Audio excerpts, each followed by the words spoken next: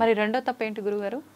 రెండవ తప్పు ఏంటంటే ఎందుకు ఆ విధంగా ఉండాల్సి వచ్చింది అంటే, నిజంగా ఆయన జ్ఞానాన్ని పొందిన జ్ఞానవంతుడు, ధర్మాత్ముడు. ఎందుకంటే ఆయన చేసిన తప్పుని, ఎవరైనా ఒక తప్పు చేశామంటే శిక్ష వెంబడే విధించుకోవాలి, ఎవరైనా ఎవరికి వారైనా. కానీ ఇప్పుడు ఒక చిన్న ఉదాహరణ తెలియచేస్తానమ్మా. ఎందుకు అంటే, మనకు కంచి పరమాచార్యుల వారు ఉన్నారు కదా, ఆయన సన్యాసి. ఎవరైనా పిలిచి భిక్షకు అడిగితే వెళ్ళాల్సిన వాడు. ఒక గొప్ప ధనవంతుడు భిక్షకు పిలిచాడు, వచ్చాడు, భోజనం చేశాడు. వస్తూ ఆయన కోసం పెట్టిన వెండి చెంబుని తీసుకుంటూ వెళ్ళి ఒక సందు, ఆ ఇంటి సందు మూల దాకా వెళ్ళి తిరిగి చూస్తే, అయ్యో ఏంటిది, నా చేతికి ఎందుకు వచ్చింది, నేను సన్యాసిని కదా, నాకెందుకు ఈ వెండి చెంబు అని చెప్పి వెళ్ళి ఆ ఇంట్లో ఇచ్చేసి వచ్చిన తర్వాత చాలా బాధపడ్డాడు. సన్యాసికి నాకు కోరికలు, మోహం ఉండకూడదు కదా, ఎందుకు నాకు ఈ వెండి చెంబు మీద మోహం కలిగింది అని చెప్పాను అన్నప్పుడు, అప్పుడు బాగా అమ్మవారిని అడిగితే, ఆయన మందు వ్యాపారం అనగా వైన్స్ షాప్స్ ఉంటాయి కదా, అప్పట్లో అటువంటి నడిపించి దాని ద్వారా ఆదాయాన్ని పొంది మనుషులని పీడించి డబ్బు సంపాదించాడు. అంటే మనుషుల ధనాన్ని దొంగతనం చేసినట్టే లెక్క. ఆయన ఇంట భోజనం చేసినందుకు ఆ లక్షణం ఆయనకు వచ్చి ఆ సందు దాకా ఆ వెండి చెప్పు పట్టుకోవాల్సిన పరిస్థితి వచ్చింది. అందుకని పరమాచార్యుల వారు ఎంతటి శిక్ష వేసుకున్నారంటే, 3 రోజులు నిరాహారం తీసుకోలేదమ్మా, ఆహారమే తీసుకోలేదు. కటిక ఉపవాసంతో పాటుగా మంచినీళ్లు తాగి ప్రతి పూటకి కూడా గోమయాన్ని నాలికకి రాసుకొని ఆ యొక్క గోమూత్రంతో నోటిని శుభ్రపరుచుకొని 3 రోజులు ఉన్నారు ఆయన. అంటే ఏంటి శిక్ష? ఎందుకు ఇప్పుడు తాగకుండా ఉండటం, తినకుండా ఉండటం ఓకే, గోమూత్రంతో ఎందుకు అలా చేసుకోవడం? అంటే గోమూత్రంతో అంటే శుద్ధమా, గోవే సకల దేవతా స్వరూపం కాబట్టి సకల శుద్ధి ఆ విధంగా నిష్కల్మషమైన మనస్సుతో ఆ విధంగా ఆచరిస్తే శుద్ధి అవుతుంది. అలా ఈయన రెండో తప్పు ఏం చేశారనంటే, మనకు ఈ జూదం సమయంలో కౌరవ పాండవుల మధ్య ఉన్నటువంటి జూదం సమయంలో ఓడిపోతారు కదా పాండవులు, ద్రౌపదిని తీసుకుని వస్తారు. ఏకవస్త్రాన్ని తెలిసి, ఋతుక్రమం అయిపోయిన మరుసటి రోజుని తెలిసి, నేను ఇంట్లో రాకూడదని తెలిసినని చెప్పినా కానీ దుశ్శాసనుడు బలవంతంగా తీసుకొని రావడం, అలా వివస్త్రను చేస్తూ ఉంటుంటే తట్టుకొని అడగలేక అందరినీ, సభికుల్లో ఉన్నటువంటి అందరినీ అడుగుతుంటుంటే అందరూ తలకాయ ఉంచారు. ఆఖరికి భీష్ముని కూడా, తాత నీవు ఎందుకు చెప్పలేకపోతున్నావు, నీవు రక్షించేవాడివి కదా, నీకు ఇది ధర్మమా, ధర్మాన్ని చెప్పు ఆయన అంటే కూడా తలకాయ ఉంచుకుంటుంటాడు. అంటే అక్కడ ఏంటనంటే 2 ధర్మాలు ప్రతి మనిషికి ఉంటాయి. ఏదైనా ఒక సమస్య వచ్చినప్పుడు అది మానవతా ధర్మం ఉంటుంది, 2 రాజధర్మం. ఆయన మానవతా ధర్మాన్ని పక్కకు పెట్టి రాజధర్మాన్ని పాటించాడు.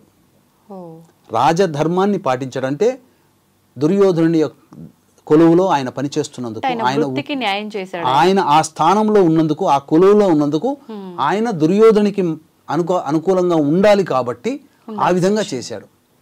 కానీ అన్నిటికంటే మానవతా ధర్మం గొప్పది. అందుకనే కృష్ణుడు అంటాడు ఆ సమయంలో, అయితే ఇవన్నీ కూడా ధర్మరాజు అన్నీ అడుగుతుంటుంటాడు కదా భీష్ముడిని, అన్ని ధర్మ సందేహాలు చెబుతూ ఉంటుంటాడు కదా. ద్రౌపది పక్కన ఉండి కొంతసేపు అయిన తర్వాత గట్టిగా పక్కన నవ్వేస్తుంది. ఎందుకు నవ్వావమ్మా అని చెప్పేసి కృష్ణుడు కానీ అలాగే భీష్ముడు కూడా అడుగుతారు.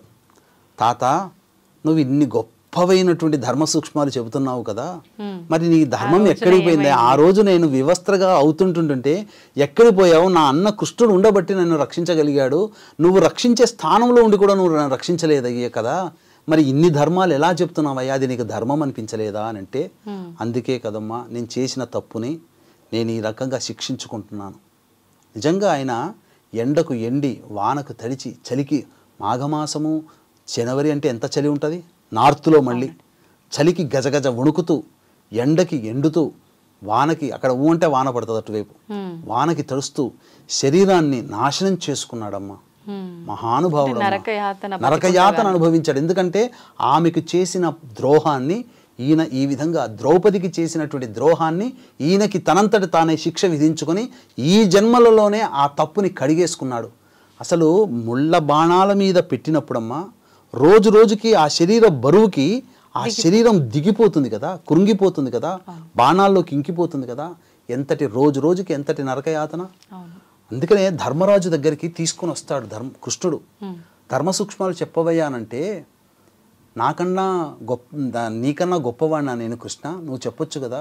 అయినా కానీ నా శరీరము అనుకూలంగా లేదు, నేను బాణాలతో బాధపడుతున్నాను, వ్రణాలు అయిపోయినాయి, మొత్తము పుండ్లు అయిపోయాయి, చాలా ఇబ్బంది పడుతున్నాను, నా నోట మాట కూడా రావట్లేదు, క్షమించు కృష్ణ భగవాన్ అంటే, నీవు ధర్మ సూక్ష్మాలు చెప్పేంతవరకు, మరణించేంతవరకు కూడా నీకు నేను శరీరాన్ని స్వస్థత చేకూరుస్తున్నానని చెప్పి ఆయన వరమిస్తాడు కృష్ణుడు. వరమిచ్చిన తదుపరి అతనికి ఆ ఉన్నటువంటి బాధంతా పోయి ధర్మ సూక్ష్మాలన్నీ ధర్మరాజుకి అప్పగిస్తాడు. వ్యాసుడు అక్కడే ఉంటాడు, పాండవులు అక్కడే ఉంటాడు, కృపాచార్యుడు అక్కడే ఉంటాడు, అందరూ అక్కడే ఉంటారు. కాబట్టి ధృతరాష్ట్రుడు, గాంధారి, కుంతి వీళ్ళందరూ సమక్షంలో ధర్మ సూక్ష్మాలన్నీ తెలియచేసి ద్రౌపదిని ప్రాధేయపడతాడు. అమ్మ, ఒక స్త్రీవి, ఒక తల్లివి, నీకు చేసిన ద్రోహాన్ని నాకు క్షమించమ్మా, నేను నీకు పట్ల ద్రోహం చేశాను అంటే కృష్ణుడు కూడా అప్పుడు వచ్చి, భీష్మ, నీవు మానవతా ధర్మాన్ని పాటించలేదు, ధర్మరాజు పాండవులు అంత గొప్ప వీరులు కూడా తలకాయ ఉంచుకున్నారు, నాకొచ్చినటువంటి కోపానికి ధర్మరాజును అందరినీ కూడా నేను సంహరించేవాడిని.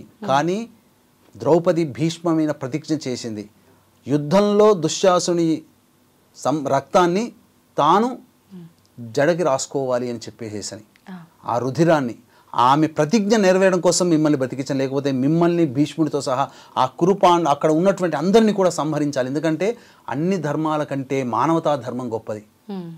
కాబట్టి ఒక ప్రాణి ఇబ్బంది పడుతున్నప్పుడు నీవు సహించి ఉండగలిగావు, అది ధర్మము కాదు అని చెప్పి, నువ్వే గనక ఆ రోజు అడ్డుపడి ఉంటే ఇంత యుద్ధం జరిగేదా?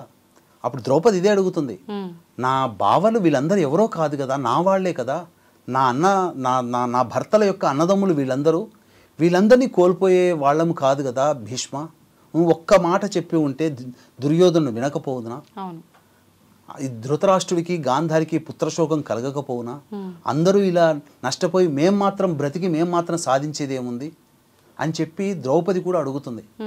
కానీ ఆ భీష్ముడు ఆ విధంగా ద్రౌపదికి చేసినటువంటి ఆ ద్రోహానికి, అంటే ద్రోహము కూడా కాదది, ధర్మాన్ని పాటించినందుకు, ఆమెను రక్షించినందుకు గాను తనకి తాను శిక్ష విధించుకుంటాడు, అంపశయ్య మీదనే ఉంటాడు, శరీరాన్ని శుష్కించుకుంటాడు. అది ధర్మజ్ఞులే కనుక కర్మదోషము ఉంటే ఎలా జీవించాలో తెలియజేసినటువంటి మహానుభావుడు భీష్ముడు. అందుకే ఆయనకి మనమందరం రుణపడి ఉన్నాం. ఆయనకి ఆ రోజున తర్పణాది కార్యక్రమాలు, భీష్ముడి యొక్క సంబంధించినటువంటి తర్పణాది కార్యక్రమాలు చేయాలి. అంటే ఎలా అంటే మనం ఒక నది దగ్గరికి వెళ్ళి పురోహితుల సమక్షంలో చేయాల్సి ఉంటుందా? మామూలుగా సూర్యునికి అర్ఘ్యం వదిలినట్టు అలా వదిలితే సరిపోతుందా? ఎలా చేయాలి గురువుగారు? మానవులుగా పుట్టినటువంటి ప్రతి వ్యక్తి కూడాను భీష్మ ఏకాదశి రోజున భీష్ముడి కోసం తర్పణాలు చేయాలమ్మా. ఎందుకనంటే మనము ఈ రోజున సహస్రనామ పారాయణం చేస్తున్నాం, విష్ణు సహస్రనామం ఆయన వల్లే వచ్చింది. సకలమైనటువంటి ధర్మాలని ఆయన బోధించాడు. అలా అంతేకాకుండా ఎన్నో సూక్ష్మాలని కూడా విశదీకరించి మనకు అందించాడు. అంతకు మించి ఒక గొప్పగా చెప్పాలి అనంటే ఈ సంబంధించినటువంటి సమస్తమైనటువంటి జ్ఞానాన్ని కూడా మనకు అందించిపోయాడు ఆయన బ్రతికుండగా ఎన్నో. అసలు చెప్పాలి అనంటే ఆ ఏకాదశి రోజున మనం ఎలాగో ఇంతకుముందు ఏకాదశి వ్రత విధానం ఎలాగో మనం మొదట్లో చెప్పుకున్నాంగా, ఆ విధంగా చేసి ఉదయాన్నే కాలకృత్యాదులన్నీ తీర్చుకొని తులసి చెట్టు దగ్గర ఆవు నేతితో దీపారాధన చేసి విష్ణు సహస్రనామ పారాయణం చేసి దానిమ్మ పండు, ఆవు పాలు, 2 అరటి పండ్లు నైవేద్యంగా పెట్టాలి. తదనంతరం ఆ రోజంతా కూడాను ఎటువంటి ఉడికించినటువంటి ఆహార పదార్థాలు భుజించకూడదు. పాలు పండ్లు తీసుకోవచ్చమ్మా. అయితే ప్రధానంగా మధ్యాహ్నం పూట 11 తర్వాత నుంచి 11 నుంచి 12:30 మధ్య కాలంలో భీష్ముడి కోసం తర్పణాది కార్యక్రమాలు చేయాలి. అప్పుడు ముందరగా తూర్పు వైపున గణపతికి నమస్కారం చేసుకొని గణపతి యొక్క అనుజ్ఞ తీసుకొని తదనంతరం దక్షిణ దిక్కు వైపున తర్పణాలు వదలాలి. అంటే ఒక గ్లాసులో ఒక 20 గ్రాముల నల్ల నువ్వులు, అందులో గ్లాసులో నీళ్లు, అదే నల్ల నువ్వులు మునిగిపోయేంత వరకు నీళ్లు, ఆ తదనంతరం ఒక బౌల్ కటారి గిన్నె తీసుకొని దక్షిణం వైపు ఫేస్ పెట్టి అప్పుడు మనస్సులో ఈ భావన చేసుకోవాలి. వైయాఘ్రపద గోత్రజుడైనటువంటి భీష్ముడికి జ్ఞాని, ధర్మ సూక్ష్మాలు తెలిసినటువంటి వాడు, అవివాహితుడు, సంతానము లేనివాడు, గాంగేయుడు, గంగాపుత్రుడు, వీరుడు, శూరుడు, అలాగే సకల శాస్త్ర కోవిదుడు అయినటువంటి భీష్ముడికి నా వంతు కర్తవ్యముగా నేను తర్పణాలు వదులుతున్నానని చెప్పి మనసులో భావన చేసుకుని ఆ స్పూన్లో నల్ల నువ్వులతో ఉన్నటువంటి నీటిని అరచేతిలో వేసుకొని ఈ విధంగా భీష్మ పితామహం తర్పయామి తర్పయామి అనుకుంటూ ఈ బొటన వేలు గుండుగా ఆ బోల్లో వేయాలి. ఈ విధంగా 11 సార్లు కానీ 16 సార్లు కానీ తర్పణాలు చేయాలమ్మా. ఈ విధంగా చేస్తే ఆయన రుణం ఆ రోజున తీర్చుకున్న వాళ్ళమవుతాం. ఇంటిలో ఎవరో ఒకరు చేస్తే ఎవరైనా అందరూ చేయొచ్చు, పురుషులు స్త్రీలు ఎవరైనా చేయొచ్చు, అందరము ఆయన సంతానం తర్పణాలు ఆడవాళ్ళు చేయకూడదు అంటారు కదా. కానీ దీనికి తప్పు లేదమ్మా, దీనికి తప్పు లేదు. ఇది అందరూ కూడా చేయాల్సినటువంటి విధి విధానం. ఓకే, అంటే దీన్ని బట్టి అనిపిస్తోంది ఏదైనా సరే మనం మన నిత్య జీవితంలో కూడా ఎవరి దగ్గరైనా మనం అది మాట విషయంలో కానీ చేతల విషయంలో కానీ ఏది కూడా రుణం ఉంచుకోకూడదు, ఉండకూడదమ్మా. అది కర్మ రూపంలో మళ్ళీ కర్మ రూపంలో మనం ఖచ్చితంగా అనుభవించి తీరాల్సిందే. ఈ రోజున గుర్తుపెట్టుకోండమ్మా, బ్రాహ్మణులని అవహేళన చేస్తూ సినిమాలు చేసినటువంటి మహానుభావుల ప్రస్తుత పరిస్థితి జీవితాలు ఎట్లున్నాయి? బ్రాహ్మణుల కుటుంబంలో ఇట్లా ఉంటారా అని అవహేళన, ఇట్లా ఉంటారేమో అని చెప్పి శశాస్త్రీయమైనటువంటి విధానంలో బ్రతుకుతున్న వాళ్ళని కూడా బజారు కీడ్చినటువంటి కుటుంబం ఈ రోజున కలహాలతో సతమతమైపోతే కంటి నిండా నిద్ర లేకుండా పోతున్నారు. బ్రాహ్మణుణ్ణి అవహేళన చేసి సినిమాల్లో చూపించినటువంటి ఈ జగత్తుకంతకి కూడా బ్రాహ్మణుడంటే చులకన అవ్వడానికి గల కారణమైనటువంటి డైరెక్టర్లు కానీ నటులు కానీ ఈ రోజున సరైనటువంటి స్థానంలో లేదు. అంత్యంలో ఇంకా అనుభవించాల్సినటువంటి పరిస్థితి వాళ్ళకి దాపురిస్తుంది. ఆ విధంగా ఒక్కొక్క సినిమాల్లో పాపం ఐరన్ లెగ్ శాస్త్రి అనేటువంటి ఆయన కనబడితే తనడం అనేటువంటిది అలవాటు చేసుకుని చూపించాడు ఒక దర్శకుడు. చాలా రహస్యంగా మరణించాడు. అటువంటి మరణం ఎవరికి రాకూడదు. కాబట్టి కర్మ విల్ రిటర్న్స్, అంతే. ఏ కన్ను చూడదనా అనేటువంటిది ఉంది కదా, వాస్తవం అది. మనం చూసినా చూడకపోయినా కర్మని, అసలు మనం చేసేటువంటి పనులని ఎవరెవరు చూస్తారనేది మనం ఒక మంచి వీడియోలో మనం తెలియజేసుకుంటాం. తప్పకుండా గురువుగారు, నిజంగా ఆ వీడియో కోసం నేను కూడా వెయిట్ చేస్తున్నా. ధన్యవాదాలు గురువుగారు. సర్వం శ్రీ ఉమామహేశ్వర పరబ్రహ్మార్పణమస్తు.